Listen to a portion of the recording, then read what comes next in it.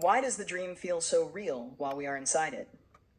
A dream does not feel like a dream while you are dreaming. It feels like reality. It has space. It has a body. It has fear. It has people. It has a storyline. It has logic, even if later it looks as if it was written by a drunk screenwriter from the astral plane. While you are inside it, you do not say, "This is a projection of consciousness." No. You run. You fear. You love. You fall. You search for a door. You speak with the dead. You miss a train. You try to call someone, but the phone, of course, works as if it had been designed by Mercury retrograde on a bad day, and everything is real until you wake up. Then a strange reversal happens. What was, a minute ago, an entire world suddenly becomes a dream. Not because the experience did not happen. The experience happened. Your heart may have been beating faster. The body reacted. The emotion was real.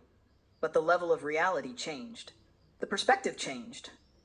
And this is where the dream becomes a serious question. If consciousness can accept one display as reality in a dream, why are we so certain that the waking state is not also a display? More stable, denser, longer lasting, collectively confirmed, but still a display.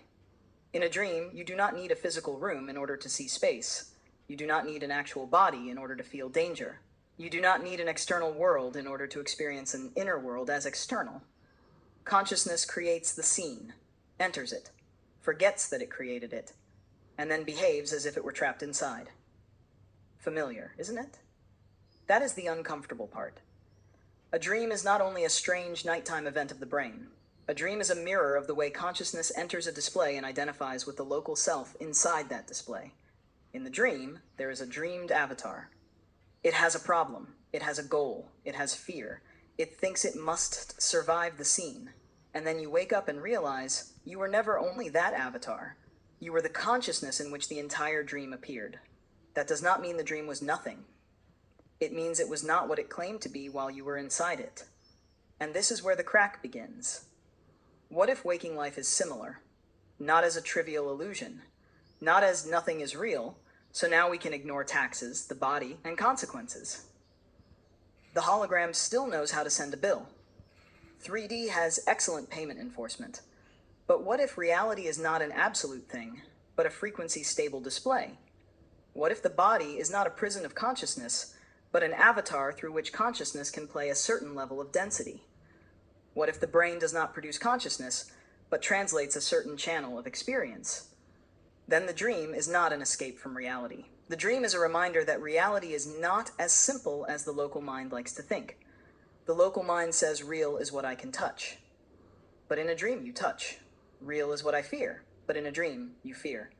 Real is what I experience, but in a dream you experience. So experience itself is not proof of the final level of reality. Experience is proof that consciousness can enter a display and fully inhabit it.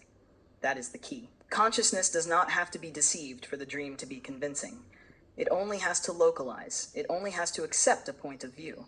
It only has to say, I am the one inside. And then the scene becomes a world.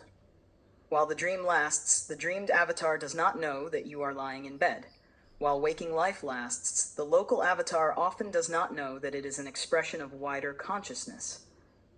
That is why awakening is such an uncomfortable word.